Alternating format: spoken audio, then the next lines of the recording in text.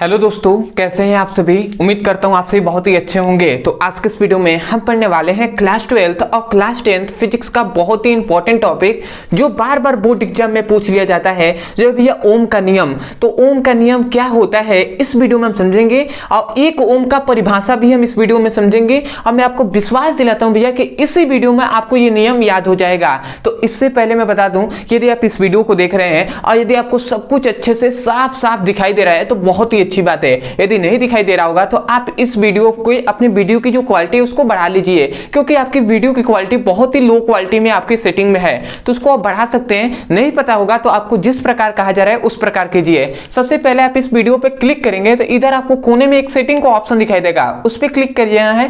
Click करेंगे तो आपको नीचे कुछ ऑप्शन दिखाई देंगे, उसमें सबसे ऊपर क्वालिटी लिखा होगा, उस पर क्लिक कीजिए। उसके बाद सबसे नीचे आपको दिखेंगे तो एडवांस लिखा होगा, उस पर आपको क्लिक कर देना है। उसके बाद 360p पर क्लिक कर देना है। अब आपकी वीडियो की क्वालिटी अच्छी हो गई होगी, अब आपको सब कुछ अच्छे से साफ साफ दिखाई दे रहा होगा। तो चलिए दोस्तों अपने टॉपिक को शुरू करते हैं। तो यहाँ पे हमने लिख दिया भैया ओम का नियम, और यहाँ पे हमने ओम के नियम को देखिए अच्छे से लिख दिया गया है। परंतु मैं आपको कहता हूँ भैया रट्टा मारना है तो आप अभी देख के लिख लीजिए, ठीक है। परंतु यदि आपको समझना है कि भैया वास्तव में ओम का नियम क्या है और इसको आपको वीडियो में यूं ही याद कर लेना है, तो आप बने रहिए और ध्यान से समझिए, ठीक है। तो सबसे पहले हम एक परिपथ बनाते हैं और इसी से मैं ये नियम याद करा दूंगा, ठीक है, क्योंकि मैं हर वीडियो में फिगर से ही आपको नियम याद करा देता हूं। तो देखिए सबसे पहले तो ओम एक नामक वैज्ञानिक थे, उन्होंने क्या कहा कि भैया एक चालक तार है, कोई भी एक चालक तार है, जैसे मान लेते हैं कि ये कोई चालक तार है, समझिएगा, आपको एक एक पॉइंट यहाँ पे समझना है। ये कोई एक चालक तार है। अब इस चालक तार की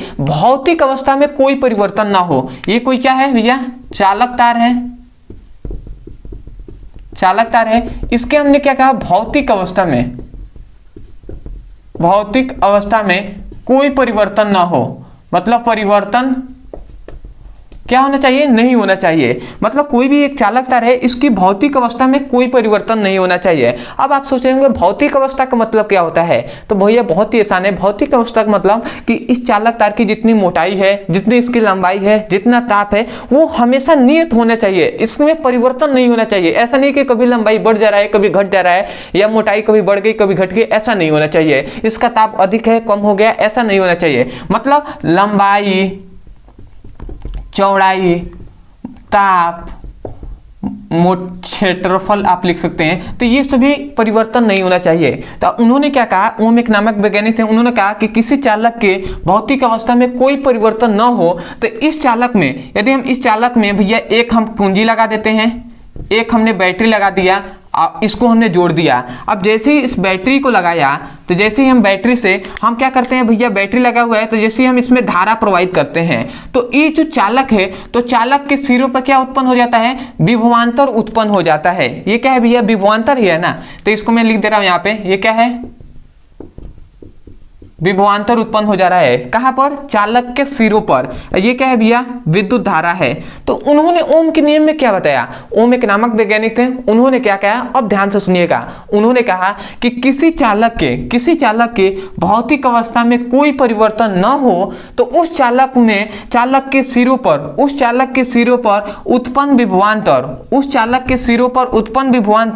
उसमें प्रवाहित धारा के समानुपाती होता है। मतलब इन्होंने क्या कहा कि जो V होता है वो समानुपाती होता है I के। V होता है वो क्या होता है भैया, समानुपाती होता है I के, ठीक है। तो उन्होंने क्या कहा, एक बार और मैं नियम को बोल रहा हूं, ध्यान से सुनिएगा क्या कहा गया। आपसे कहा जा रहा है कि ओम के नियमों के अनुसार किसी चालक के भौतिक अवस्था में कोई परिवर्तन न हो, तो चालक के सिरों पर उत्पन्न विभवांतर उसमें प्रवाहित धारा के समानुपाती होता है। मतलब चालक के सिरों पर उत्पन्न विभवांतर उसमें प्रवाहित धारा के समानुपाती होता है। तो आशा करते हैं कि आप इसको समझकर इस नियम को आप याद करके बोल देंगे। और यही तो हमने यहाँ पे नियम को लिखा है, इसको मैं डॉटेड कर रहा हूँ, ध्यान से सुनिएगा। हमने क्या लिखा है, ओम के नियमों के अनुसार किसी चालक के भौतिक अवस्था में कोई परिवर्तन न हो तो चालक के सिरों पर उत्पन्न विभवांतर उसमें प्रवाहित धारा के समानुपाती होता है। तो वही तो बात हमने लिखा है। तो आशा करते हैं कि आप इस नियम को यहां से समझ गए होंगे। ठीक है, आप लिख सकते हैं। ठीक है, अब आते हैं इसको थोड़ा सा मैं सॉल्व करता हूं, देखिए क्या मिलता है। अब ये जब समानुपाती का चिन्ह हटता है ना, इक्वल का जब चिन्ह आता है तो यहाँ पे एक नियतांक आता है जो है आर, ये आई। ठीक है, अब ये आर जो है ना, आर को हम यहीं पे छोड़ देंगे, इस आई को गुणा में है, इधर आएगा तो भाग कराएगा, तो हमें क्या मिला, तब यहां से आर का मान मिला v बाई आई, ये हमें फॉर्मूला मिला। ठीक है, अब यही क्या है भैया, यही है प्रतिरोध। ठीक है, ये है विभवांतर, ये है भैया धारा। ठीक है, विद्युत धारा। तो आशा करते हैं आप समझ गए होंगे। तो हम यहां से प्रतिरोध का भी डेफिनेशन कर सकते हैं। ठीक है, हम क्या कह सकते हैं कि किसी चालक में, ध्यान से सुनिएगा, हमने क्या है प्रतिरोध का यदि आपको डेफिनेशन करना है तो आप कहेंगे किसी चालक के सिरों पर उत्पन्न विभवांतर, किसी चालक के सिरों पर उत्पन्न विभवांतर तथा उस चालक में प्रवाहित धारा के अनुपात को हम क्या कहते हैं, प्रतिरोध कहते हैं। तो आशा करते हैं आप इस प्रकार डेफिनेशन को बोल देंगे, क्या कहेंगे, किसी चालक के सिरों पर उत्पन्न विभवांतर तथा उस चालक में प्रवाहित धारा के अनुपात को प्रतिरोध कहते हैं। तो आशा करते हैं आपको प्रतिरोध का भी डेफिनेशन यदि आप समझे होंगे तो आपको यहां से याद हो गया होगा। अब याद रखें भैया कि इसका दो मात्रक होता है प्रतिरोध का, एक होता है ओम और दूसरा होता है भैया वोल्ट प्रति एम्पीयर। वोल्ट प्रति एम्पीयर, या एक ओम ही वोल्ट प्रति एम्पीयर के बराबर होता है। अब आता है भैया कि एक ओम का परिभाषा बहुत बार बोर्ड एग्जाम में पूछ लिया जाता है, तो उसको भी हम समझ लेते हैं कि एक ओम का हम परिभाषा कैसे करेंगे। तो वेरी सिंपल है भैया, मैं यहाँ पे लिखते रहा हूं एक ओम का परिभाषा। देखिए एक ओम का परिभाषा, मैं आपको विश्वास दिलाता हूं कि एक ओम का जो परिभाषा है ये आपको यूं ही याद करा दूंगा मैं वीडियो में। ध्यान से समझिएगा क्या कहा जा रहा है, ध्यान से दिए, ये R equal to V by I है ना। तो यदि हम जो I है, I क्या है भैया, विद्युत धारा है, इतनी बात तो आप जानते होंगे।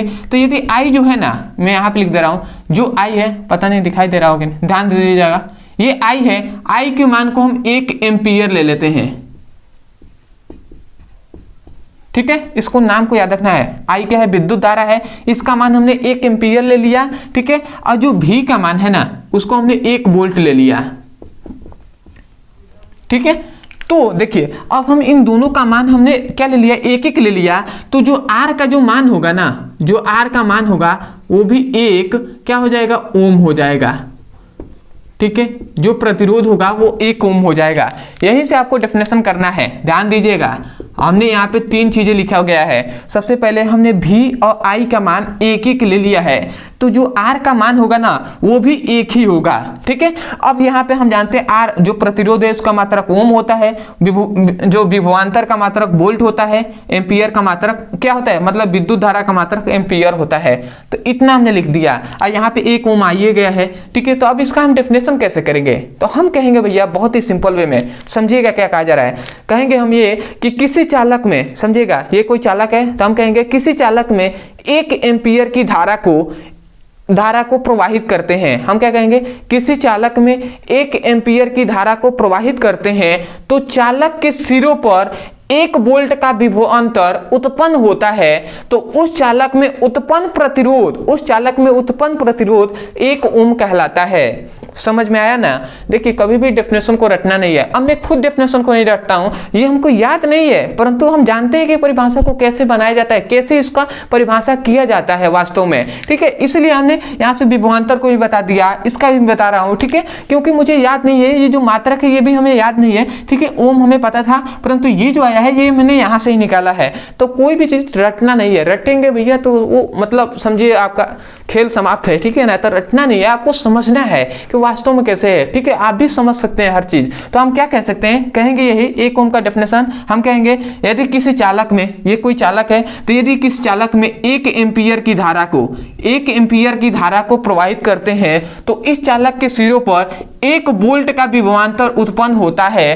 तो इस चालक में उत्पन्न प्रतिरोध 1 ओम कहलाता है। समझ में आया ना। तो यही हमने कह रहे हैं किसी चालक में 1 एम्पीयर की धारा को 1 एम्पीयर की धारा को प्रवाहित करते हैं तो उस चालक के सिरों पर 1 वोल्ट का विभवांतर उत्पन्न होता है, तो उस चालक में उत्पन्न प्रतिरोध 1 ओम कहलाता है। तो आशा करते हैं कि आपको ओम का नियम, 1 ओम का परिभाषा ये आपको बेहतरीन तरीके से समझ में आ गया होगा। तो मैं सबसे पहले तो यही कहूंगा कि यदि आपको लग रहा है कि आपके लिए कुछ मेहनत किया गया है तो सबसे पहले तो सपोर्ट करने के लिए आप अभी चैनल को सब्सक्राइब कर दीजिए, वीडियो को लाइक कर दीजिएगा, हो सके तो हमें कमेंट सेक्शन में जरूर बताइएगा कि आपको वीडियो कैसा लगा। अदरवाइज बहुत से ऐसे स्टूडेंट हैं जिनको बहुत से ऐसे टॉपिक है जो उनको समझ में नहीं आता है, ठीक है, चाहे वो फिजिक्स में हो, केमिस्ट्री में हो। यदि आप उसको बेहतरीन तरीके से समझना चाहते हैं तो केवल आप उस टॉपिक का नाम लिखिए यूट्यूब पर, अंत में हमारे चैनल का नाम लिख दीजिए, ब्रदर सर हमारे मेन चैनल का नाम है, वो लिख सकते हैं, आपको वीडियो मिल जाएगा, वहां से उसकी पढ़ाई कर सकते हैं। जैसे मान लेते हैं आपको प्रतिरोध समझ में नहीं आ रहा है तो आप लिखिए प्रतिरोध किसे कहते हैं ब्रदर सर, या प्रीबीसी ब्रदर सर, या ट्रिक्स ब्रदर सर, ज्यादातर आप ब्रदर सर लिखिएगा, आपको वीडियो मिल जाएगा, वहां से उसकी पढ़ाई कर सकते हैं, ठीक है। अदरवाइज बहुत से ऐसे भी स्टूडेंट हैं जो चाहते हैं क्लास 10th हो या क्लास 12th या अदर कोई भी क्लास हो, उसका फिजिक्स और केमिस्ट्री का चैप्टर वाइज सीक्वेंस में एक एक करके हमें वीडियो मिले और मैं वहां से अपने पूरे सिलेबस को अच्छे से पढ़ सकूं। तो आपके लिए भी यहाँ पे एक नंबर दिया जा रहा होगा, इस नंबर पे व्हाट्सएप नंबर है, इस नंबर पे आपको मैसेज करना है केवल, और लिखना है, मान लेते हैं आपको क्लास 10th का पढ़ाई करना है या क्लास 12th का, आप लिखिए क्लास 12th या class 10th physics chemistry all video link, आपको लिखना है class 12th physics chemistry all video link और मैसेज कर देना है। आपको तुरंत जितना जल्द हो सके आपको फिजिक्स और केमिस्ट्री का चैप्टर वाइज सीक्वेंस में एक एक करके वीडियो मिल जाएगा, वहां से उसकी पढ़ाई कर सकते हैं और अपने सुंदर से नोट्स बना सकते हैं। तो आशा करते हैं आप समझ गए होंगे। तो चलिए दोस्तों आज के लिए इतना है, मिलते हैं एक नए टॉपिक के साथ, तब तक के लिए धन्यवाद। जय हिंद, जय भारत।